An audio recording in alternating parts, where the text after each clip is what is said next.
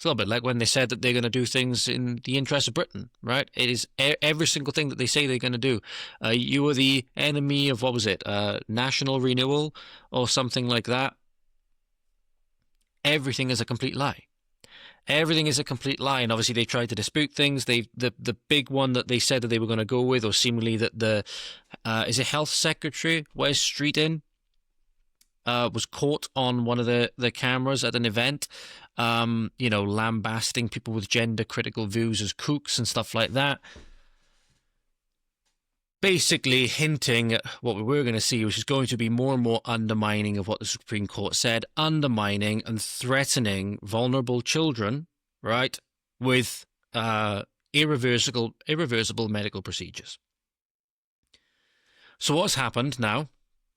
Rupert Lowe has written another letter, which I'll read in a moment, in opposition to this, which is good to see. I don't see many others talking about it, or at least they're only echoing his sentiment, right? He seems to be leading a lot of these initiatives, right? I don't even think I've seen Nigel Farage and any of the others of Reform talking about this. UK regulators have approved the first clinical trials of puberty blockers for children with gender dysphoria since a nationwide ban was imposed last year after the CAS review found evidence for the use in gender transition built on shaky foundations. So now, quote-unquote, ever moral, ever ethical, right, and ever so enlightened scientific community, right, is now trying to run a study which nobody needs to run. It never, ever needed to be run. Let's make no mistake about that. Into these chemical castration agents for children. For children. And they're now going to be running the largest scale experiment. And we can already see where this is going. We already know how damaging these things are. We already know how damaging these initiatives are, right? This is going to be designed to give them seemingly some kind of citation that they can point to. They're going to try and rig it, at least in my opinion, in every single way, make it in favor of chemically castrating children. It's not going to be, impartial. It's not going to be scientifically rigorous or anything like that. Not to mention, as we've discussed now, there's no reason to run it. There's no reason to run it because, for example, we've seen, in fact, I'll bring up another image now in a moment. I'm just going to go and find it a bit quick. It's a study I talked about a little while ago, and I'm glad I kept this screenshot around because I knew it would come in handy. I'll bring it up for you in a moment. With regards to children that will naturally pretty much grow out of these things, right? They may be confused in the moment, but eventually they'll pretty much naturally grow out of it in the vast, vast majority of instances. UK regulators have approved the first clinical trials of puberty blockers for children with gender dysphoria since the nationwide ban. Led by the King's College London, the Pathways trial will recruit up to 250 children under 16 in England and Wales who have experienced at least 2 years of gender dysphoria, have started puberty, and can give informed consent alongside a parent or guardian. They cannot give informed consent. They're a child. They cannot give informed consent. And if the adult is going to be given informed consent, you seriously need to have a fucking look at them. There's no reason to study this. There's no reason to mess with children's biology in this way. On what is a mental condition. There's no reason to mess with the biological aspect when this is a mental condition. In my opinion, they're doing this so that they can have quote-unquote data to point to justify rolling out these quote-unquote puberty blockers again. Participants will be randomized and either receive puberty-suppressing drugs plus non-medical care or non-medical care alone, with a 2-year follow-up. Subset will join Pathways Connect for brain scans and cognitive assessments. Young people with gender incongruence and their families have told us that they do not have the information they need to make informed choices about their care, said Deputy Chief Investigator Dr. Michael Absoud. The new studies launched today will give us more information specifically about puberty suppression and will closely monitor any impact on young people's development. Despite the current ban, some trial participants may continue treatment if deemed quote-unquote clinically appropriate. It's being funded to the tune of £10.7 million via our National Institute for Health and Care Research. Aims to provide robust evidence for informed care decisions. Well, I want you to have a look at this, and I'll see if I can find the citation and link it down below, but this is just based on the screenshots that I have that I took of the data at the time. This study in question is titled Development of Gender Non-Contentedness During Adolescence and Early Adulthood. It's an open access paper. It was published 2 years ago. Not even 2 years ago. 27th of February, 2024 was when it was published in the Archives of Sexual Behavior. So you can go and read it down below. But the biggest thing I want to point to, ladies and gentlemen, is, I believe, two aspects of the data set. So what you tend to find, we're looking from the ages of 10 onwards here. And I'll bring this up on screen for you now. If I just zoom in just a little bit. This graph depicts the trajectory of groups of gender non-contentedness throughout adolescence and early adulthood. And a mean trajectory line is plotted for every group. Percentages refer to the percentage of individuals in a trajectory group of the total sample after the removal of individuals with class probability and individuals not placed in a class. So you're looking at three different categories here. One group who reported no gender non-contentedness, no confusion, no unhappiness with their quote-unquote gender, sex, right? None. A group that experienced none whatsoever. Then you have the group which reported decreasing gender non-contentedness over time. So as they got older, their feelings, their thoughts gradually came into alignment with what they are biologically, and there was no non-contentedness anymore. Basically, I know you're not supposed to say stuff like this with regards to topics like this, but they normalized. They normalized over time. It's basically the idea. And then you had the other group, which was reported as increasing gender non-contentedness over time. So basically, as time went on, they got more and more unsatisfied, more and more confused, or more unhappy, right, as they got older. And it's rated on a scale of never to sometimes to often. Right? As in, I wish to be of the opposite sex. So basically, how often do they think about this? I wish to be of the opposite sex. That is the benchmark, basically, of what it is here. Now, due to certain rounding, the percentages do not add up to 100, right? In this graph, I believe it adds up to 101, if I'm not mistaken. I'll just double check. So that would be... it adds up to 99. It adds up to 99%. Sorry, it adds up to 99%. So it's not a massive deal. It's not a massive deal. But that's only due to rounding. But what you see here, ladies and gentlemen, if I just quickly I'll bring this up on screen for you now. Bear with me 2 seconds. Okay, I'll bring it up in this format. Here we go. What do you notice? What do you notice? I discussed this in another podcast as well, on my old podcast, the Evidence-Based Excellence one. I think it was episode 23. I think it was. I can't remember, but I've taken some episodes off of that one, so it might be slightly different in terms of the number system now. The vast majority of kids, first off, never experience any gender non-contentedness. Perfectly fine all the way through to their young adulthood, and 30 would be the top of this graph, basically, but it's 25 is the top of this graph in this instance.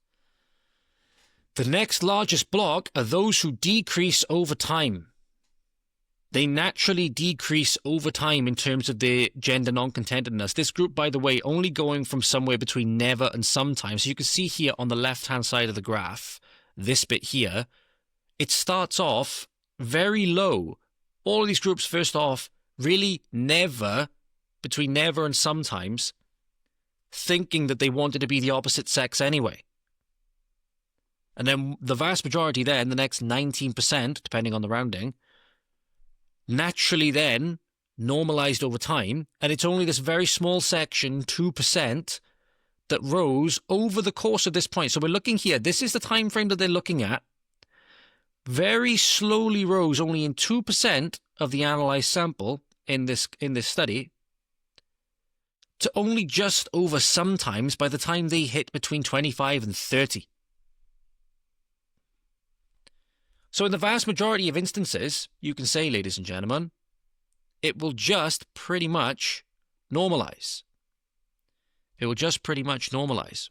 But obviously, you're not allowed to say that. There's another bit of data set here as well, which I thought was pretty interesting. Now, this is essentially, I gave a better breakdown of this study in that podcast, so I'll link it down below. It's one of the first ones I ever done when I first started getting into talking about podcasting and stuff like that. I mentioned I set up that other podcast to talk about studies with regards to fitness and training and all of these other things, right? Stuff that I spent ages studying. And what I wanted to go through here in this graph is that the study also looked at not only the development of gender non-contentedness during adolescence and early adulthood, but it also had a look at it in those who were, I believe, not situated in some kind of institutionalized environment, like a care environment. So think of it like, I don't know, some kind of pediatric mental facility or something like that, as far as I'm aware, versus those who actually were seemingly kept in some form of institution. In this study, and I'll bring this part of the methods section up on screen, this paper, as I said, is open access, and the citation, I think, was slightly wrong. Apparently, this was then published in May, according to the NCBI, right? But anyway, citation and link will be linked down below. So this is the method section for this study. And it goes through pre-registration as using the different, waves, age at 22, age 25. That the last age it sort of cut off was around 26. But the participants themselves were data from the Tracking Adolescents Individual Lives Survey, or TRAILS. Now, they also had another branch of the participants in this study from what was known as the clinical cohort of the TRAILS CC, were also used and combined to enrich the sample, right? So this TRAILS clinical cohort, for those of you who don't know, participants from the TRAILS CC, TRAILS clinical cohort, were recruited from a large psychiatric outpatient clinic in northern Netherlands with the same target area covered by the population cohort. So you had children between 10 and 12 years of age who had been referred to this clinic at any point in their life regarding any mental health problem, were eligible for participation in TRAILS cohort, clinical cohort. This study, as I'll bring up now, also broke down clinical cohort versus non-clinical cohort, which I think is important to have a look at, and really shows how not only misguided, but that it's quite clear that the people, the kids who were in the clinical cohort, somehow suffered much worse, it would seem, when we had a look at the data set itself. So in figure 1, there we go. Oh, it keeps doing this weird resizing thing for some reason. Right, okay. Anyway, in this figure 1, it actually compared clinical cohort versus non-clinical cohort. Clinical cohort being in red, non-clinical cohort being in blue. What do you notice when you look at these bar graphs, ladies and gentlemen? Those who are in the clinical cohort reported consistently higher notions of wanting to be the opposite sex, and it also took much longer for these things to seemingly normalize and decrease. Even going up to 25, you had some of this clinical cohort on a percentage scale. It was relatively lower, but it's over double. If you have a look at this area here, you can see every single time point measured, aside from the very beginning aside from the very beginning, and also at age 13, you have always significantly higher reports of wanting to be the opposite sex when they were in the clinical condition. So forgive me for being a little bit skeptical of these so-called scientists when they now want to bring this back on the table, when really, A, there's no reason to. But not only that, we've seen youths in clinical settings in these examples report higher notions of wanting to be the opposite sex than those who are out of clinical settings. So obviously this is just part, again, of the continued attack at people's children. And this is these so-called academics that are participating in this, and our leaders, that the ultimate thing they want to do, because they're concerned with depopulation ultimately, that's the biggest thing they're concerned with, and rendering every single attack against, in this instance, the British people, the Western industrialized, politically non-compliant people as possible. They're doing everything they can to rejig it around and be like, oh, you're anti-science if you don't go with this position now.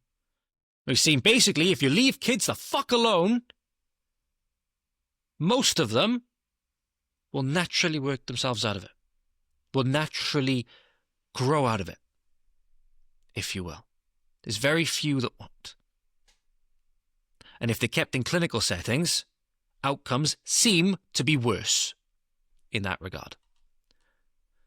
And that's why I'm very happy to see on this issue in particular that Rupert Lowe invited all MPs to sign a letter urgently calling for the Secretary of State for Health to immediately halt a new trial administering dangerous puberty-blocking drugs to young children. We cannot allow experimental drugs to be given to confused young boys and girls. We will not allow twisted ideologies to harm children. He's saying that we should shut this trial down. I completely agree with him. There's no reason for this trial to be run. There's absolutely no reason for it.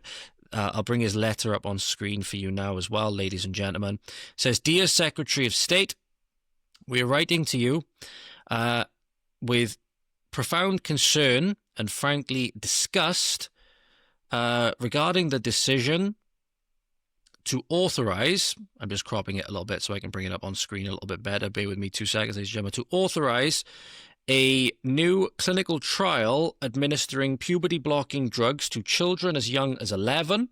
This is a deeply unethical experiment, one which must be immediately halted.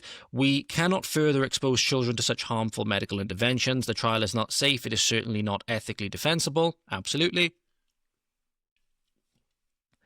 No child is born in the wrong body. To suggest otherwise in any way is a wildly irresponsible abuse of power and authority.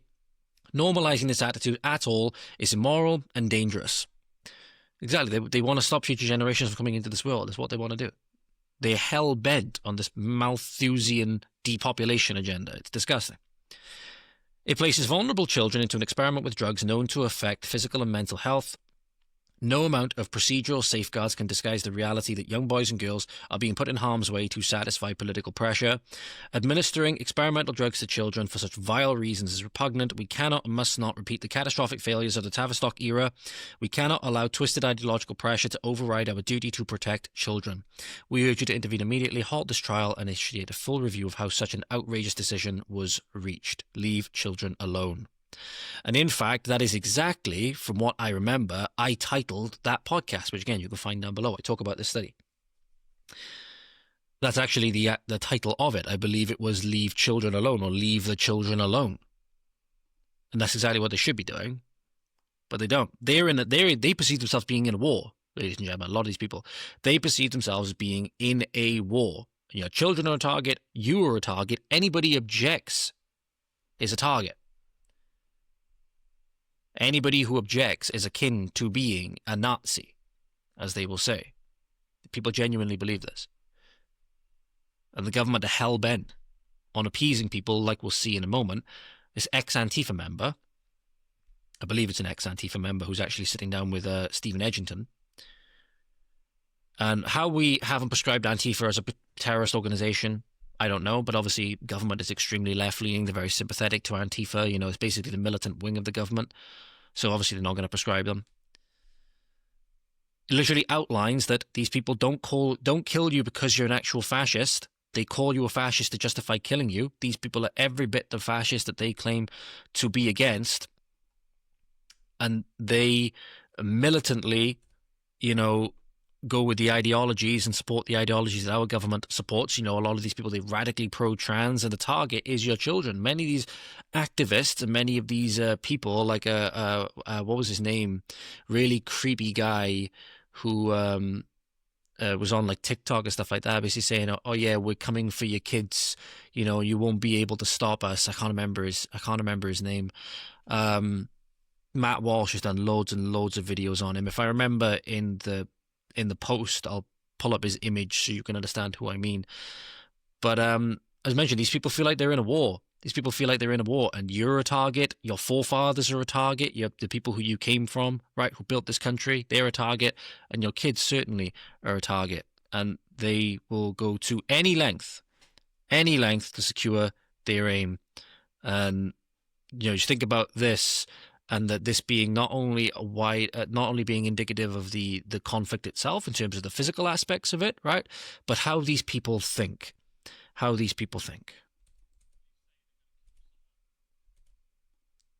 Okay, bear with. For some reason, it didn't want to.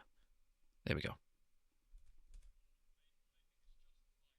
To attack someone because they're a fascist, they say they're going to kill someone, or they think it's justified to attack someone because they're a fascist, for example. Oh, absolutely. I mean, it's like, whether it's people deserve to die, they have no human rights. It's like calling someone a Nazi or a fascist. It's a way to just dehumanize them. You can do whatever to them. You can assault them. It's funny to them. They laugh about it. They don't kill you because you're a fascist. They call you a fascist so they can kill you.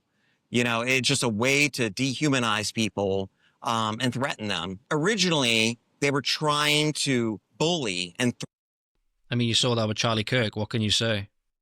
Ways, or what, like Christian nationalists, that show up to protests or events, they're bullying them. That's not the target anymore. Now the target is anyone that doesn't agree with them. Socially, when I'm not at a meeting, I'm just hanging out with people that I know, more and more, they talk about acts of violence. They talk about guns or going to gun ranges, and it scares me. Why do you think some of these... It's funny how pro-gun they are when it suits them, right? They feel as though they're under... Again, you can't have a gun. You can't have a gun. If you want a gun to defend yourself, you're evil, you're this, you're that, right? It's perfectly fine when they want them. It's perfectly fine when they go to them. And obviously this is in America, so you can get a gun, you can go to a gun range and all of this stuff, right? It's funny how a lot of the biggest gun control people and going about gun violence and all of this stuff, radically pro-gun when it's able to be turned on their political opponents, and radically pro-gun when they are the ones with the monopoly on force via state, via all of this stuff, right? No, they just want to take away your means to defend yourself. They want to take away your means to protect yourself from state tyranny and to protect yourself, like those sad cases of the 2 Italians earlier, that if they'd had firearms would have likely been a very different outcome. Would have been a very different outcome to that situation. But again, they perceive that they are under attack. They perceive that they're in a war, and they're going to go for every single target that they can. And that's why they went after people's kids. They went after people's kids, guilting them with some of the greatest lies we've ever seen. Would you rather have a living daughter or a dead son? Those kinds of things, right? They'll prey on every little emotion that you have, every fear that you have. And that your kid was going to commit suicide if you didn't put them on these irreversible drugs and all of this stuff. And in many instances now, we've seen so many of them that are growing up with this kind of regret, impaired biological function, right? Some of them never be able to have kids. Some of them never be able to experience an orgasm. Some of them have osteoporosis in their 20s. But yet you're the dinosaur if you don't think that this is the way of the future. It's disgusting. It's disgusting, but it's good to see that we have MPs like Rupert Lowe. I haven't seen Lee Anderson or Nigel Farage or anything like that talking about this. They may have done, but I haven't seen it. And I don't know who else has signed this letter at this present moment in time. It's something everyone should be against. It's kind of interesting where you see it's a kind of thing where people who have common sense in this country kind of have a little bit of line up with like Muslims and stuff like that. And people of all faiths, really. because they tend to be very, very against this stuff. Muslim countries are very against not only just the trans stuff, but homosexuality in general, obviously. So again, they oppose a lot of this stuff. It's kind of funny when you see the retards. Again, I know you're not supposed to say that. We'll see if it gets pulled on YouTube or whatever. Or I might have muted it or whatever. In the what you could call them pedos for Palestine, or you could call them the what is it, the LGBT Palestine mob. And in reality, if they were actually in Palestine or Gaza or whatever, they get thrown from the rooftops, right?